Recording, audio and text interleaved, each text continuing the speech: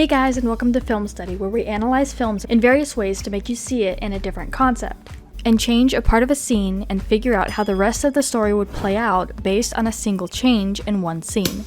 Alright, quiet on the set! Production.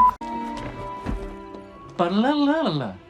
It's been 8 years since the release of Big Hero 6, and I wanted to come back to it since we were expecting a sequel at some point, and we technically could still get one. Toy Story 4 took 11 years from the span of the second and third installment, and 9 years from the third to fourth installment. They could be making a sequel right now and we wouldn't even know it. Considering with all the series spin-offs and new series coming to Disney Plus, Baymax, it's possible that a sequel isn't coming anytime soon. But let's say there was, or at least the theory of one. Many fans fully believed there was going to be a sequel to this film, with the director realizing the popularity of the film even 6 months later. There's even articles out there saying that this upcoming series, Baymax, is a sequel to Big Hero 6 when it clearly states that it's a series. I wanted to take a closer look at what an actual sequel to this film would look like, starting from the end of the film. The series of Big Hero 6 starts out from the point of when we last saw Hiro and all his friends at his aunt's cafe and his first day of college. We get to see a detailed look of Hiro rebuilding Baymax in the same form Tadashi did. My initial thought was, what would happen if Tadashi was alive? Tadashi's goal was to help others,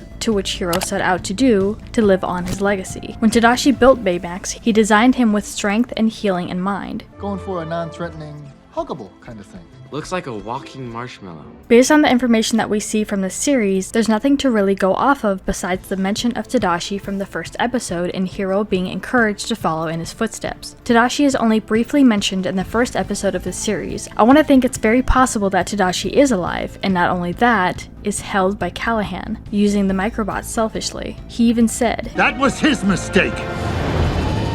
But why would Callahan keep him? Well, Tadashi was a favorited student of his, and he could have had an obsession with him and what he could be capable of creating next. I think Callahan used the fire to his advantage to take Hiro's invention. I also think he used it as a cover to kidnap Tadashi. Even in the flashback scene, we only see Callahan, but it doesn't necessarily mean it was only him that was saved. I mean, why wouldn't he just run out of the building just like everyone else? Baymax himself even said, Tadashi is here. No, he's not here. Tadashi is here.